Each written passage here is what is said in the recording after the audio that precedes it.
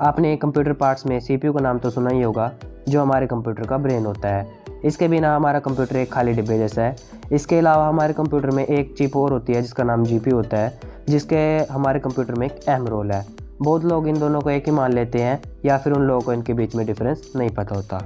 दोनों चिप्स का हमारे कंप्यूटर में होना बहुत ज़रूरी है, जिससे हमारे कंप्यूटर की परफॉर्मेंस अच्छी रहे।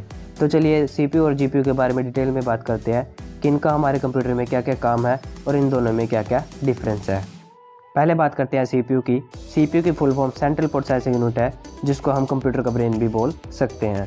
सीपीयू के अंदर एएलयू अर्थमेटिक लॉजिक यूनिट होती है, जो डाटा को टेम्परेरी स्टोर करती है और उसका यूज़ डाटा को कैलकुलेट करने के लिए करती है।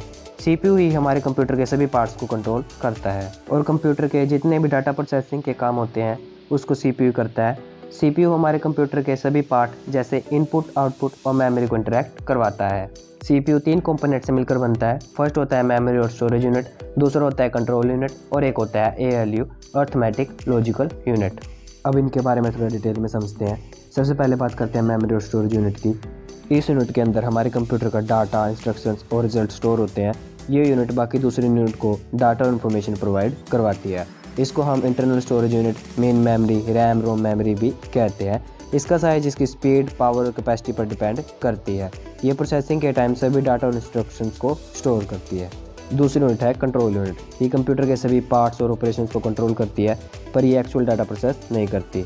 ये सिर्फ डाटा और इंस्ट्रक्शंस के ट्रांसफ़र को कंट्रोल करती है। ये कंप्यूटर के सभी इनपुट आउटपुट डिवाइसेस के साथ कम्युनिकेट करती है। ये यूनिट ना तो डाटा प्रोसेस करती है और ना ही उसको स्टोर करती है। लास्ट यूनिट है एएलयू। इसकी full form arithmetic logic unit होती है। इसमें 2 पार्ट होते हैं, एक होता है अर्थमेटिक सेक्शन, एक होता है लॉजिक सेक्शन। पहले बात करते हैं अर्थमेटिक सेक्शन की। अर्थमेटिक सेक्शन के अंदर मैथमेटिक प्रोसेस होती है, जैसे एडिशन, सब्ट्रैक्शन, मल्टीप्लिकेशन और डिवीज़न। नेक्स्ट है लॉजिक सेक्शन। इसमें कंप्यूटर के होने वाले सभी लॉजिक ऑपरेशन होते हैं, जैसे कि कंपेयरिंग, सिलेक्टिंग, मैचिंग और डाटा को परफॉर्म करना। अब बात करते हैं जीपीयू के बारे में। इसकी full form graphic processing unit होती है। इसके नाम से ही पता चल रहा है कि इसके ग्राफिक प्रोसेसिंग होती है। जीपीयू एक प्रोसेसर की तरह ही होता है, पर इसका मेन काम ग्राफिक्स को डिस्प्ले करना है। कंप्यूटर में जीपीयू मदरबोर्ड में लगा होता है, जिसका मतलब ये है कि ये वीडियो कार्ड से अलग हार्डवेयर होता है। जीपीयू सीपीयू के ऊपर से लोड कम करता है।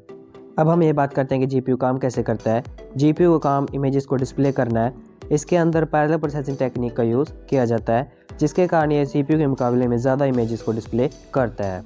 बहुत ज़्यादा ग्राफिक कैलकुलेशन को ये एक ही टाइम में कर सकता है, जिससे ये हमारी इमेज और वीडियो क्वालिटी को बहुत अच्छा बना देता है। अब हम बात करते हैं जीपीयू का क्या यूज़ है।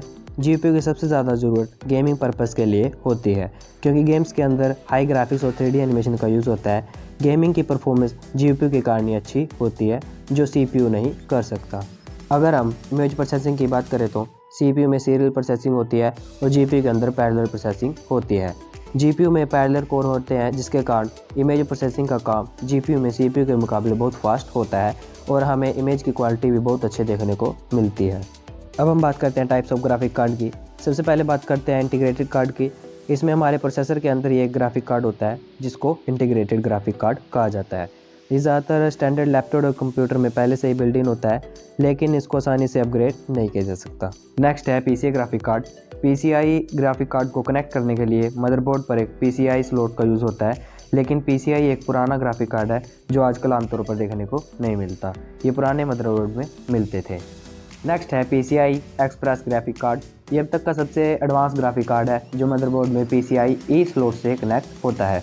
बहुत से मदरबोर्ड में एक से ज़्यादा पीसीआई ई ग्राफिक कार्ड को कनेक्ट हो सकते हैं, जिससे उनकी पावर कंबाइन हो जाती है, लेकिन अगर ये सही से ना हो तो ये एक प्रॉब्लम भी बन सकती है।